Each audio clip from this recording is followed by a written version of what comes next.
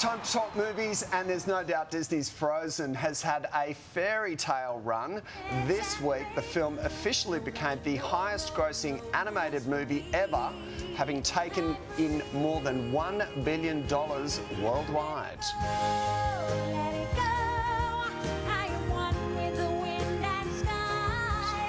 Frozen's success signals a return to the top for Disney, who has faced pretty stiff competition in the digital era from newer animation studios like Pixar and DreamWorks.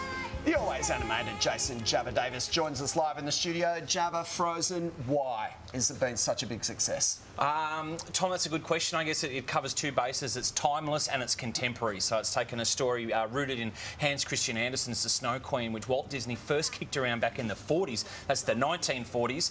And it's basically been in the Disney DNA ever since. So they have continued to return to this project every 10 or 20 years and gone, how do we bring this story to life? Yeah. Basically, they've achieved this mix this time with the right chemistry. They've found the right songwriters. They've adapted the story in the right way.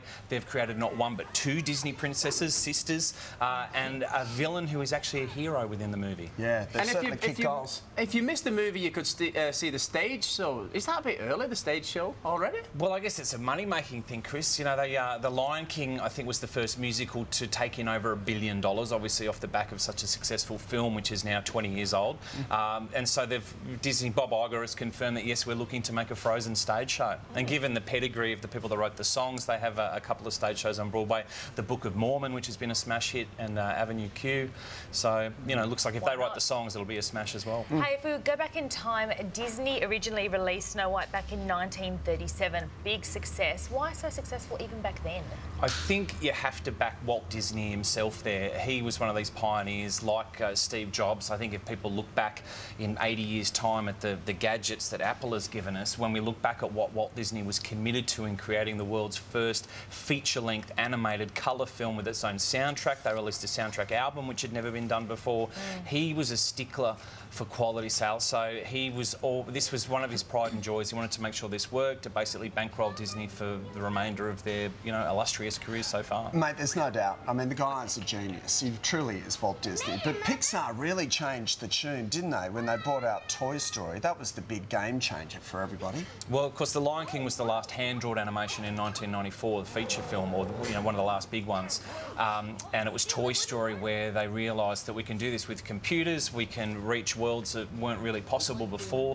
I think the figure was something like 1/8 the staff that it took to animation staff to create The Lion King, and then something like 1/4 the expense, and they could do it all on computers, and of course we've never looked back since then. Yeah. Speaking of big animated movies, the Lego movie's out today. Now, it's been huge overseas and actually made right here in Australia. It has been made in Australia by the people from Animal Logic. They gave us Happy Feet Babe. I've brought in a small, small little Lego movie person here. I believe in here is Lord Business, which is played by Will Ferrell. I've probably angled it to the wrong camera there. There we go. I think that guy there, Lord Business, I think he's in this one, which I found at the shops. So I'm never going to open it. Wow. Because that's collectible now. So the Lego movie, it's in cinemas today. It's absolutely brilliant. They've brought one of the world's most popular toys to life. I have the same package. How do you know who's in there? He's never going to open it. You've got to buy them all. You can't open it. But you feel them. You squish them, Chris. You get your kids too. The little fingers. Mate, I've got to ask you, do you think the Lego movie was inspired by, like, Death Star Canteen and all of those things that we've watched on, you know, Lego men doing, you know, their own little comedy acts and stuff? I'll have the penne arrabbiata. Yeah. Well, I think it's probably, you know, that has certainly helped it be popular, and the Robot Chicken, of course, was, you know, one of the predecessors, and some of the people from Robot Chicken worked on Lego, so they have that authentic stop animation film. But it's in cinemas today. I can't recommend. I've been banging on about this movie for months. You must see the Lego movie. Just quickly, do you think it'll beat Frozen? Stay tuned. Okay. I'm going to go and see it for sure. Nice one, Jabba. Always good to talk to you, mate. Cheers. Stay tuned. There is a whole lot more of the Daily Edition coming up.